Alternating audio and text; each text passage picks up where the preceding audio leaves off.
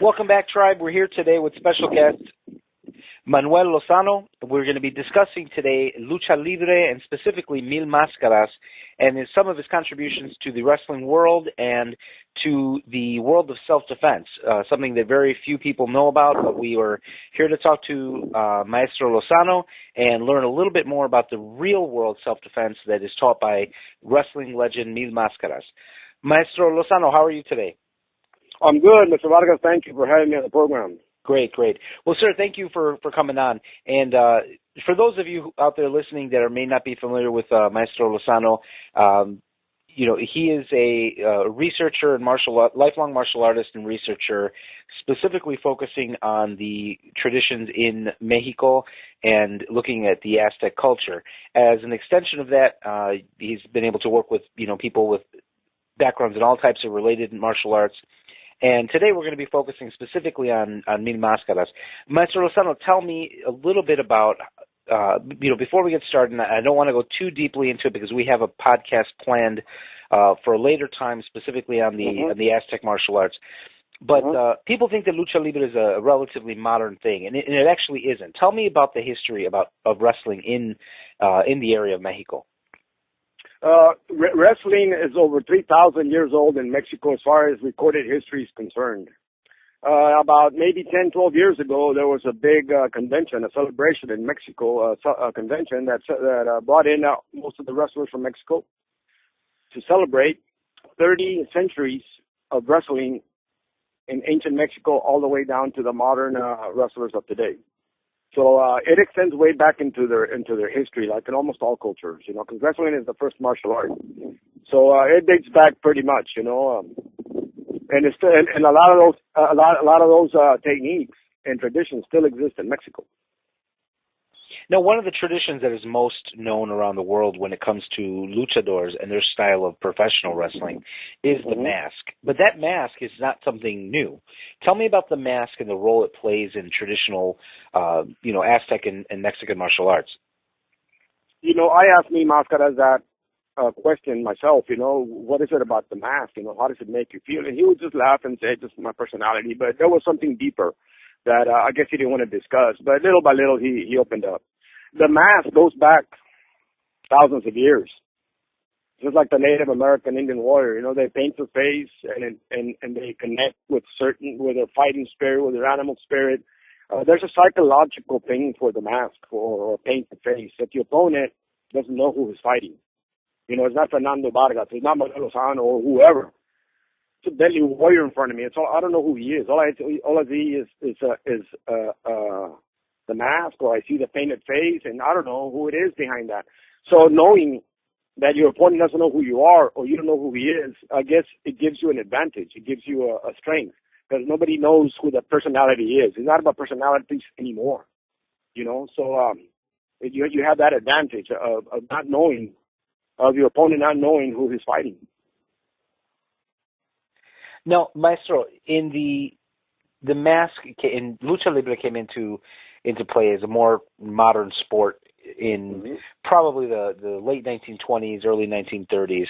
And El Santo was probably the first person, I think, that wore the mask as part of the professional wrestling, showmanship.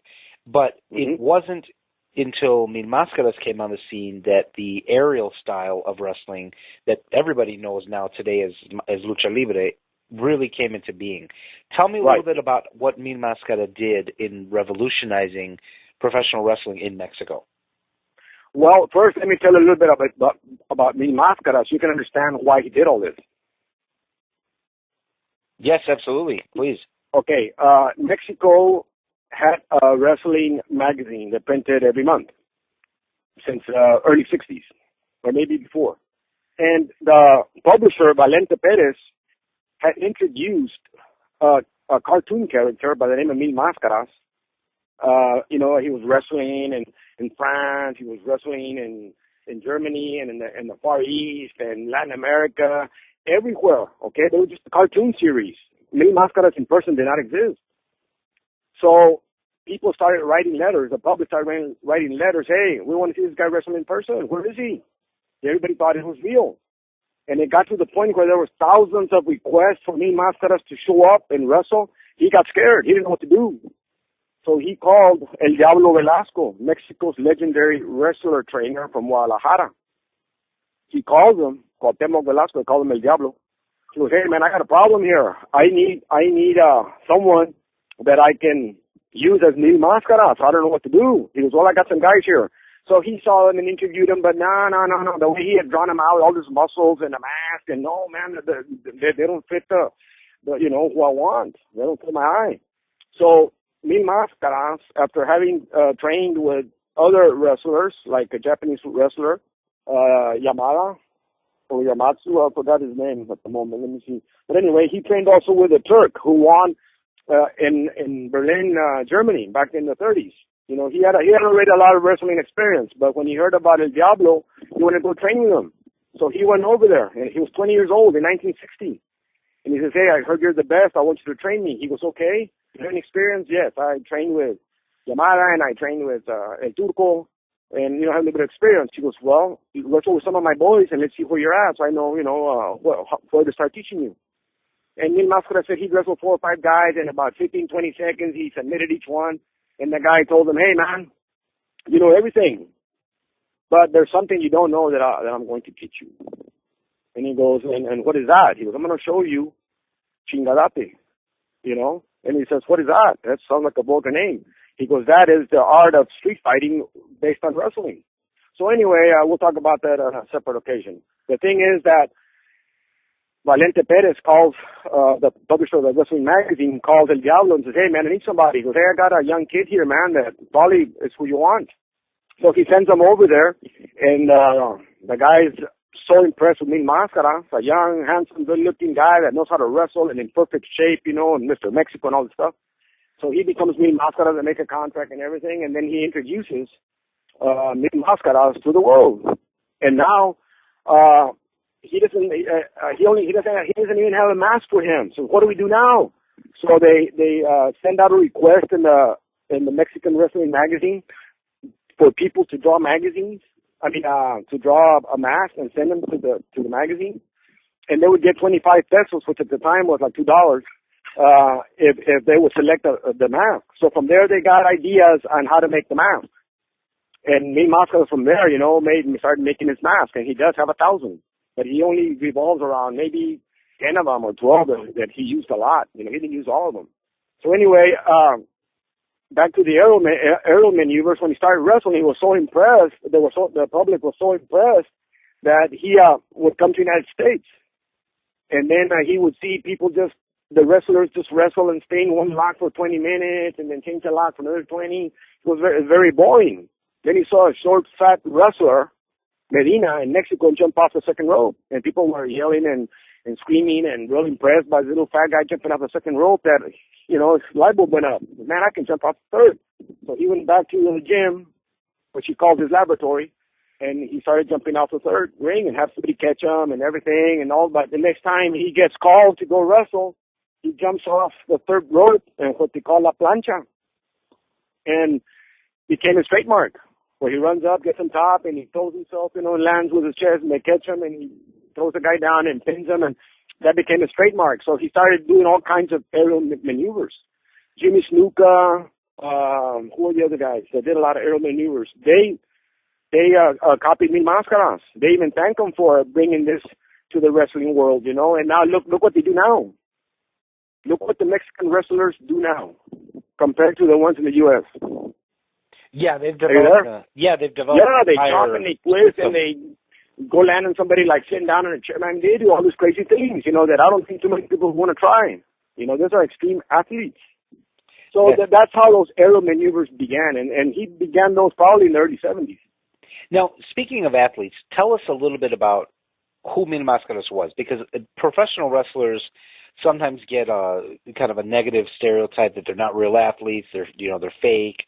But this man came as a full athlete. I mean, he was a bodybuilder, a competitive wrestler, and I believe he was even slated at one time to even compete in the Olympic Games.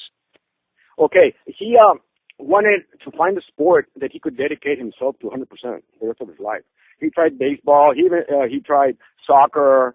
but it didn't fill his need. He tried bullfighting, and he's not too dangerous. Then he dedicated himself to the church for a while. He was an altar boy for a while. That got old too. Then he discovered wrestling.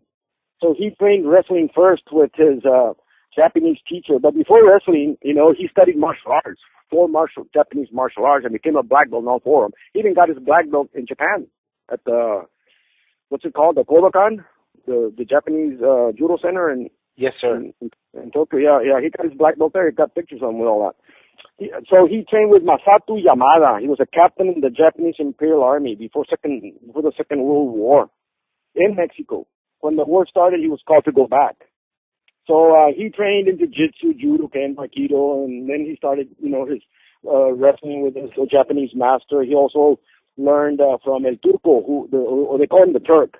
He trained the Bulgarians and the Russians, and he came to Mexico to train the Olympic selection, for the 1964 Olympics. And for some reason, Mil Mascaras, the government didn't pay his expenses, his apartment, his food, so he could train to go represent him. So they had a falling out. He goes, thank God, because if not, I don't think I'd be here as Mil Mascaras, So that's the story there with his training. But what his main teacher, he said, was the gym, was the laboratory. With everything he knew, he began to experiment with what he knew with the other wrestlers and shared what he could do with the guys that would train with him. And this guy trains all day. He even trains all day today. He's in his late 70s, just to stay in shape. That's amazing. That's amazing. Yes, it is. Yes, sir. Now, Maestro Lozano, tell me a little bit about the training that Mil Mascaras had that wasn't seen in the ring. Tell us about this fighting art that existed between the wrestlers that I'm sure a lot of people have never heard of, never even suspected existed. But he's quite, the master of this art, and you had the opportunity to work with him and to learn from him. Tell us about that experience. Where did this material come from? What does it look like? Well, Temo was the old school guys, okay? He trained in the 40s and 50s. And wrestling back then was more of a martial art than it was a sport. It was a bone-breaking type of martial art. It became a sport. They made it a sport. It wasn't a sport. So it's mainly it's bone-breaking stuff, and Mil Mascaras demonstrated that to me in his apartment in downtown Mexico City.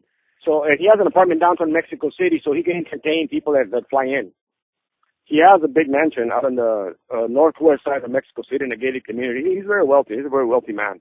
Right now, he also has a house in Las Vegas because one of his daughters is the anchor for Univision there in Las Vegas. So he goes and visits her, and I believe he bought a house. And when his first wife died, the mother of his 4 children, who are very successful today in business, he ended up marrying a Japanese lady. He also has a house in Tokyo. And he's got 2 daughters with his Japanese wife. And I met him. They have come here to Brownsville. Okay, what was the question again? I get all excited talking about him. I forget. Sure. No. Yeah, you asked me about the art. Yes. Okay. Yeah. Sorry. Curious about the art. Yeah, definitely. Tell us. You as an instructor have trained in a lot of martial arts from different parts of the world. Yes, I have. So you're in a good position to compare and contrast and tell us. Right. Tell me what you thought about what you learned. Okay. When El Diablo Velasco told them, okay, what do you want me to teach you? You know everything already. He just subdued 4 or 5 of my best guys. He goes, but I can teach you something you don't know. And he goes, what's that? And he goes, el cohete, or la pistola. And then I was thinking, cohete, pistola, what do you mean, gun? What are you talking about? And then he goes, chingadate. Well, I realized that it's what we call in America shoot fighting. So I said, well, what is that? He goes, chingadate es una palabra vulgar. It's a vulgar term that we use in the inner circle. And he was one of the last ones to learn it. The rest of the ones that knew this art are no longer with us, like El Santo, Blue Demon, Huracan Ramirez, and the old wrestlers, from his era. Because he has seen 3 generations come after him. He's like the grandfather of all the wrestlers right now. So anyway, chingadate means, I thought, what does it mean? And this is vulgar, I'm going to say it just like he told me. I'm not going to sugarcoat nothing. And I said, ¿qué es chingadate? It's a very vulgar Spanish term. And he says, donde me toques o me agarres, te chingas. And that means wherever you touch me or grab me, you're going to get screwed up. And I said, wow. I said, like that? He goes, like that. He goes, es el arte de romper y quebrar sin reglamento. It is the art of breaking and tearing without regulation. And I said, so it's about breaking bones and tearing muscles and all that? He goes, yes. I said, can you demonstrate? I said, sure. I said, well, he goes, well, what? Come at me or grab me or attack me or, do what you want. I don't care what you do. Just do what you want. So I reached up to grab his shoulder, my right arm to his left shoulder, because we're squared off, facing each other squarely. No fighting, nothing, just standing there, talking. And as soon as I put my right hand on his shoulder, he palm struck my right elbow with his left hand. Man, I almost broke my elbow. I created a fulcrum for him. So you take advantage of positions that the opponent gives you. Okay? The second one, I rushed in and I wanted to trap his arms and hug him around the waist so I could throw him sideways, one of those body judo throws. And he headbutted me right in the face. But he didn't touch me. He controlled it, man, about 1/4 of an inch in front of my nose. And he goes, you see, you gave me that position. I didn't look for it. You came to grab me. I put my right leg in back just so I don't lose my balance as you came to grab me. And as you rushed forward, I just leaned my head forward and you ran into your nose, your face ran into my head. You would have had a problem. So I said, okay. So I stepped back and I turned my back a little bit. And then I said, I'm going to front kick this guy in the stomach and let's see if he, So I turn around and I kick him a little fast and he jumps out and he jumps back. He circles he has his right leg in front. I'm throwing a right front kick. He jumps back. He circles my kick, my right side, the outside of my shin with his arm under, and he grabs my knee with his right palm, and he hasn't done anything with the rest of his body. And he turns around and throws me, and the good thing, he threw me on the couch. And then he grabbed my foot and created a figure four lock on my ankle while I'm laying on the couch and breaking my ankle. He goes, this is Chingarate. There's no sport here. I'm going to break your bone. I'm going to break your nose. I'm going to break your elbow. I'm going to dislocate your shoulder. Whatever it takes. And I take what the opponent gives. I'm not going to attack him. If he attacks me, he's going to get a broken bone or he's going to get some of his muscles torn. So that's that art there, And it seems interesting because it sounds like there's a lot of parallels to the catch-as-catch-can wrestling from Europe that's becoming popular again. How the important thing is knowing the totality, and the secret or mystery is in fulfilling that totality of fighting with the scientific principles that make up the totality. It finally dawned on me, and seeing so many moves that he has. When we filmed his self-defense course, there's about 177 techniques in there. And not once, Fernand, not once did he lose his balance. Did he say, stop, rewind, let's do it again? I didn't look good. I didn't move properly. Nothing, man. Everything was perfect in one take. That's how professional this guy is. And he can punch, man, and he can do wrist locks, and he can do all that stuff, He's a very, very educated man. He doesn't even talk vulgarly, okay? And he eats like a horse. Very educated. He loves history, he loves politics, he loves religion, he loves all the topics. And I told him, why do you have to know all these things? He goes, because I travel all over the world. And every time I was going to go to a certain country, I read up all I could in that country, in their history and their current events. So when I get off the plane and we get interviewed, I don't look ignorant. I need to know about where I'm going. So he's a very smart man, very, very smart man, especially with his money. Now, Maestro, you mentioned the course, and we haven't introduced that idea to the audience yet, but you had a great opportunity to actually document this art in writing. It's documented in pictures, in writing, and on video. Tell me about that whole experience. How did you convince him to do this? This is something that's a lost art.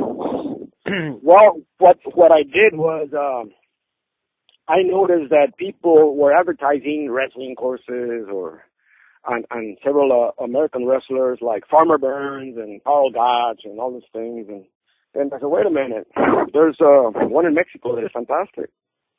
So I wanted to meet him. I didn't know him. So one of my friends in Monterrey, Mexico, who's a hairstylist, I called them and said, hey, you said you cut very famous people's hair there in Monterrey. Yeah. I said, do you know, I need to get a hold of Mil Mascaras. How can I do this? Anybody that you know knows him? He goes, yeah, man, I cut the hair of the wife of the ex-boxing and wrestling commissioner here in Monterrey, Jose Garcia, whatever his name was. And I said, is there any way I can talk to him? He goes, well, come on. I said, okay, I'm going to Monterrey, which is only 4 hours southwest of here. So we go there, we go to his restaurant, and then we eat, you know, and then he said, okay, I'll get him a hold of him for you. What do you want him for? I said, well, that's private information. And he goes, well, you didn't tell me what you want him for. I ain't going to call him. Thinking, oh, my God. Okay, I tell him that I have a business proposition for him. You know, that's all you need to know. If not, I'll find another way to meet the guy, you know. No one's going to do that to me. So he said, okay. So I come back, and about a week later, my friend says, hey, the commissioner said to call him. I said, okay, give me his number. I call him, and he says, hey, here's Mil Mascaras' number. He said for you to call him. Wait, I said, when? He goes, right now. I said, okay, well, give me his number. So I call Mil Mascaras, and we talk, and I tell him that I have a proposition for him. And he says, okay, well, I'm going to be wrestling in Monterrey. Meet me over there. I go over there, and I take him a gift, you know, and we didn't get to talk. And he says, hey, well, I'm sorry we didn't have time. I'm going to be in Tampico next week. Go over there. Go over there. I'm going to be in Matamoros, in Villahermosa, in Reynosa. I'm going to be in Mexico City. So I followed him around the country, man, like for about 2 months, you know, spending money, going over there every weekend somewhere else. So I called him, and I said, hey, listen, man, I can't be following you around the country. I'm going to tell you right now what I would like to do with you. Got a moment? Yes, I do. I said, okay. I want to do a wrestling course, a self-defense course based on wrestling, with your style, uniquely you. Okay? And I will pay you. I will pay you, and we'll sell it. And he says, okay. Then can you come tomorrow? I say, well, it's still early. Let me call my airline people, you know, and get a ticket to go out there and see you. He goes, okay. I said, okay, call you back in a bit. So I call and get the ticket for me and my attorney from Mexico. And I call him back at 9 o'clock at night, you know, because we were speaking at night. And then I said, okay, I got the tickets. Man, I'm playing should be there about 10 o'clock in the morning, 9:30. He says, you know what, I can't make it. He said, you just told me to get the tickets. And now, you know, what you told me to get the tickets if you can't make it. He goes, well, I forgot I have this luncheon to go to. I said, oh, man. I said, you know what? I think you're giving me the runaround. I'm going to do this course with somebody, or the Mexican wrestler. I was just hoping that it'd be you since you're the indicated one. But now I'll find the second best, man. No problem. And then there was silence, man, on the phone for about 30 seconds. I didn't say anything. You know, I've learned to be quiet sometimes, let the guy talk. And then he says, okay, call me back in 20 minutes. But 20 minutes exactly. I said, you got it. I'll call you back in 20 minutes. So I waited 20 minutes, man, and I made sure it was 9:20 on the dot when I call him back. He says, I canceled the damn lunch and be here in the morning. You know? So I take the plane, go out there, and we have a talk and everything, and we agree on the price, and I give him 1/3 of the money. I had the cash, which was a lot of money. And then on another trip that I went to see him again to finalize more things, gave him and the first time that I gave him the money, he says, what else do you need from me? And I mean, he was right in front of my face, man. I mean, like Sergeant Carter and Gold Power, man, just look at me right here. And with his hands on his hips and ready to fight, you know, and with a mask on. And I said, I just need your word of honor. And he goes, you got that. I said, and you? I said, you got that too? I didn't step back. I said, well, I let the man kick my rear end. I don't care. I need a good one, you know, like they say in the movies. And he says, okay, we're on, you know. We didn't sign a contract till later on, till right before the filming. So then he came down here, you know, and we took us 2 days to film the course. I got a chance to interview him. I got a chance to take a lot of pictures with him, the key to the city. And to practice with a man, you know, privately, I mean, who gets that kind of chance? Nobody. And since I can kick and do everything, you know, I really made him, he was excited to train with somebody that offered a different style of attacking him other than, your referee's hold. You go grab his arm and his neck and all that. He liked the idea of me throwing kicks and trying to grab him and throw him and all this stuff, and he liked that. So I got to see a lot of unique techniques coming from him. So we would stop and he explained them, and I pretty much learned that art, which wasn't very difficult to learn. Very cool, very cool. And so now you have your program available now. So anybody that wants to pick this up and learn from Mil Mascaras is able to get this material directly from you. Yes, sir. And it's a very professional course.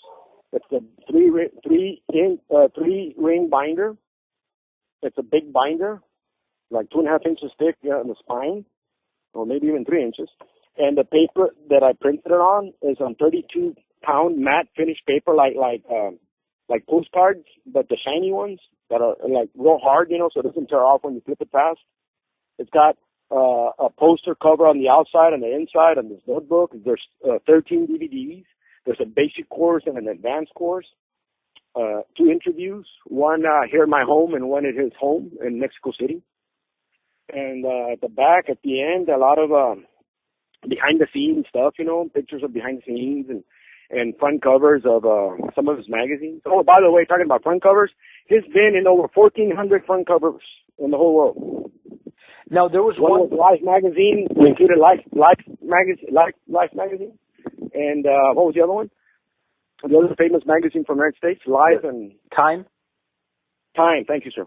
Yeah, even those. Nice. Now, he was on a special cover in Japan, wasn't he? It was related to that 1,000 number, related to his masks? Yes, sir. Japan has a magazine, a wrestling magazine, and under 1,000 edition, they featured him, his face, in a story inside the magazine, wearing a mask, half of the gold mask and half of the silver, which are his two favorites. And most of his mask had an M, or the modern mask had an M on top. Under the M, there was a number 1,000, 1000, to commemorate the 1,000 edition of the magazine. And that cover is included in the course. Okay, excellent. Yeah, excellent. Yes, excellent. Man, he has drills in here. He explains everything. He gives a lot of advice on philosophy and training and strategy. And man, it is an awesome course, Yeah, and it's interesting. And I don't think we had plans to do other courses, but the way things are going, we may not be able to. So this course is going to be very, very unique. I hate to say it, man, but when the man passes, you know what I mean? Well, absolutely. He's a repository of some information that people just don't have anymore. No, yeah. They don't. They do not. Yeah. Well, Master Lozano, so I want to definitely give people, before we wrap up, I want to give people the time to, jot down where they can get this course from you. But before we go, I want to ask you a favor. Can you tell me this story? Because I'm a fan of professional wrestling, and yes, sir. I would love to hear the story about him in Madison Square Garden. And it's my understanding he was the first person ever to wear a mask wrestling in Madison Square Garden. Yes, sir. I'm glad you asked, because if not, I was going to remind you. Because it's a very important story for us wrestling fans in any part of the world. He wanted to wrestle at the Madison Square Garden. So I believe it was 1969, 1970, 71, around there. I'm not too sure the year. But anyway, it's in the interview here.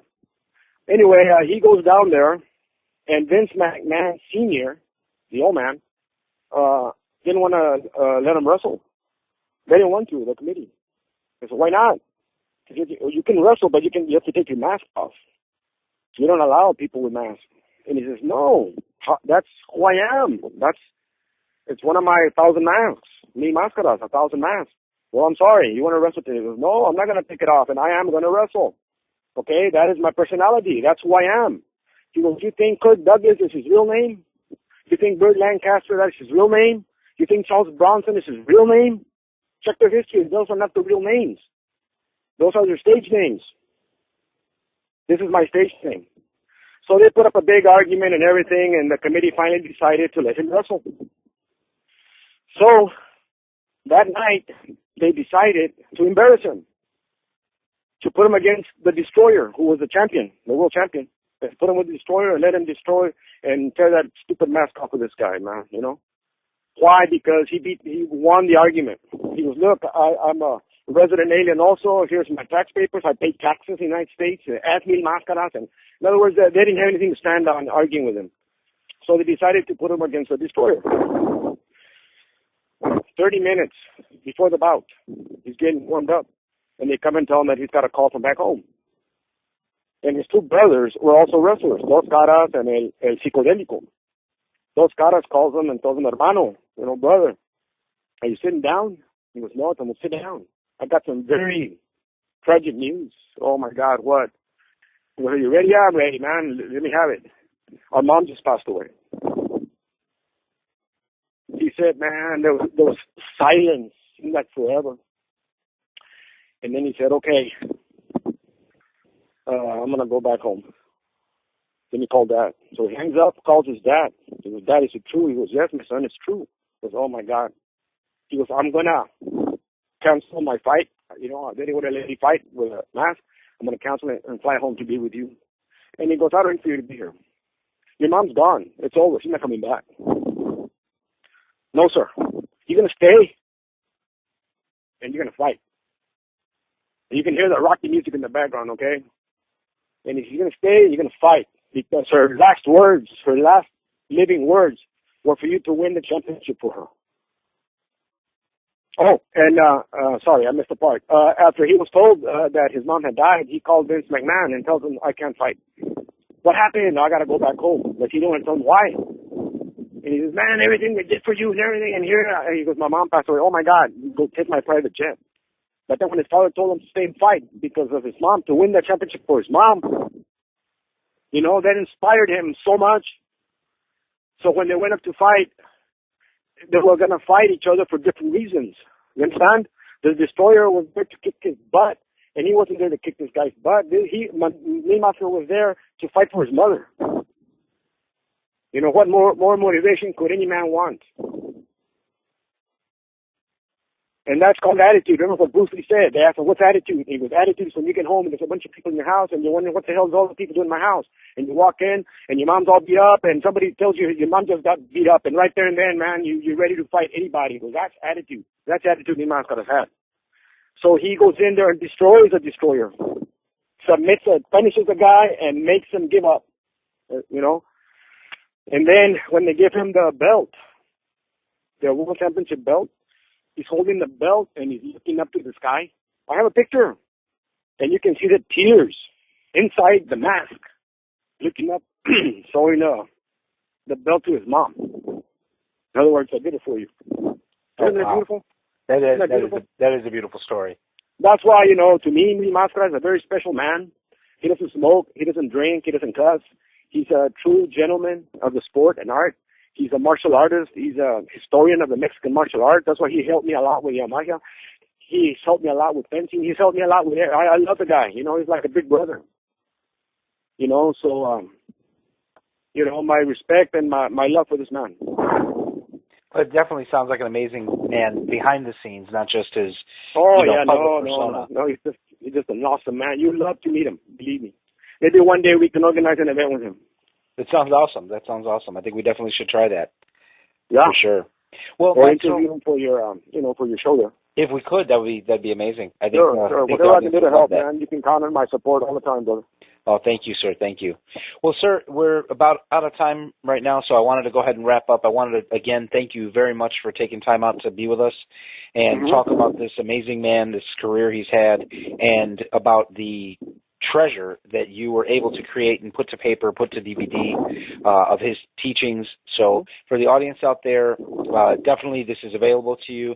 And Maestro Lozano, can you tell people where they can get a hold of you so they can order the series if they want to? Well, the best thing would be to send me an email, it'd be best, I'm also on Facebook, Manuel Lozano, .395 at facebook.com, and you can miss me. My email is ManuelLozano, Manuel Lozano in one word, at rocketmail.com. Excellent. Well, thank you very much, Mr. Lozano. We're going to be having you back on in about a week's time also to talk about the history of Aztec martial arts. So I hope the audience will also tune in for that, because I'm looking forward to that. That's going to be an outstanding interview. But, sir, well, thank you for your kindness, for your interest in me and all this, and whatever I can do to help your program and educate the people a little bit out there. We're all for it, man. We must continue our education in the martial arts, and I'm just part of the puzzle like everybody else. Great. Well, thank you again, sir. Really appreciate it, and we look forward to having you back on very soon. Thank you, sir. Appreciate it.